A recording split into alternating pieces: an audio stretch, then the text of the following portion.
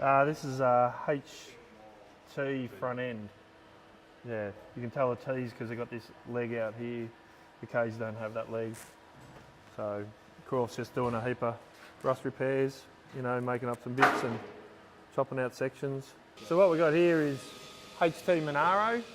This was a guy that bought it about 30 years ago, pulled it apart probably 29 years ago. It was his driver, 6-cylinder, nice car. He passed away probably 12 months ago. We started the car before he passed away, so now we're going to finish it for his wife and daughters.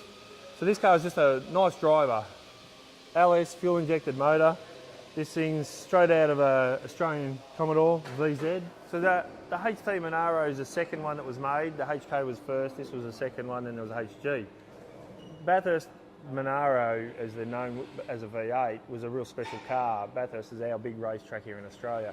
It's the race to win if you're going to race cars. It still is in this day and age. But these were a 2-door Holden.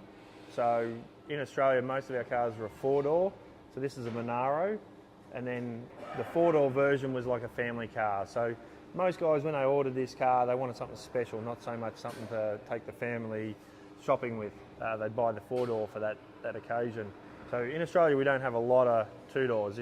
In the mid-70s, we stopped making 2-doors for a long time. So these cars are very sought after now. They're pulling big money. Whether they're in good or bad condition, it doesn't matter. There's a lot of value in these cars. And we're not really changing a lot on this car other than making it a better driver. We're not chopping out a lot of suspension and things like that. This is all bolt-in replacements, so if someone buys it later on, they can bolt all this in. The original suspension and front and rear suspension, motor, gearbox, still work fine if you want to use those in this day and age, but in this car, we want to upgrade everything so it's a much more refined car to drive. We're going to put a new front end in it. This is a Rodtech front end. This comes with all the new suspension systems, shockers, better steering geometry, better ride. The guy wanted it so as he could just hit the key and drive it. So with this car, being a 1969 Holden, has a fair bit of rust in it by now. So we've got to do a lot of rust repairs.